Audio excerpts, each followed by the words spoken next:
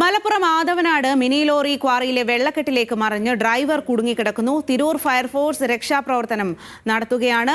ലോറിയിലുണ്ടായിരുന്ന മറ്റൊരാളെ രക്ഷപ്പെടുത്തി. ശാന്തകുമാർ വെള്ളാലത്താണ് കൂടുതൽ വിവരങ്ങളുമായി ചേരുന്നത്. ശാന്തകുമാർ, വലിയ താഴ്ചയിലേക്കാണോ ലോറി മറിഞ്ഞത്? നിലവിൽ കുടുങ്ങിക്കിടക്കുന്ന ഡ്രൈവറെ രക്ഷപ്പെടുത്താനുള്ള ശ്രമം എങ്ങനെയാണ് നടക്കുന്നത്? വലിയ താഴ്ചയ്ക്ക് തന്നെയാണ് ഈ ലോറി മറിഞ്ഞിരിക്കുന്നത്. അതായത് ഈ കുളത്തിൽ തന്നെ ഏകദേശം ഈ റോഡിന്റെ താഴ്ചയ്ക്ക് ഒരു 40 അടിയിലധികം താഴ്ചയുണ്ട്. ഒപ്പം തന്നെ ഒരു 2 ആൾ ഉയരത്തിൽ വെള്ളവുമുണ്ട്. അതായത് ഈ ലോറി പൂർണ്ണമായി ഇപ്പോൾ വെള്ളത്തിൽ മുങ്ങിയിരിക്കുകയാണ്. ഈ ലോറിയുടെ അടിയിലാണ് ഇപ്പോൾ ഡ്രൈവർ പെട്ടിരിക്കുന്നത്, അതായത് കുടുങ്ങിക്കിടക്കുകയാണ്.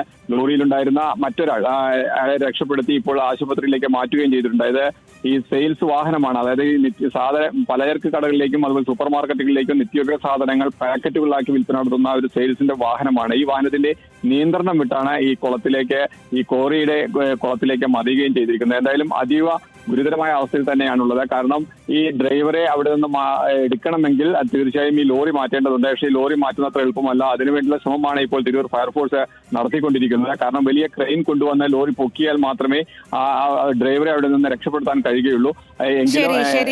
എല്ലാ ശ്രമവും മലപ്പുറത്താണ് ലോറി താഴ്ചയിലേക്ക് മറിഞ്ഞ് ഡ്രൈവർ കുടുങ്ങിക്കിടക്കുന്നത്. ഡ്രൈവറെ രക്ഷപ്പെടുത്താനുള്ള ശ്രമം പുരോഗമിക്കുകയാണ്.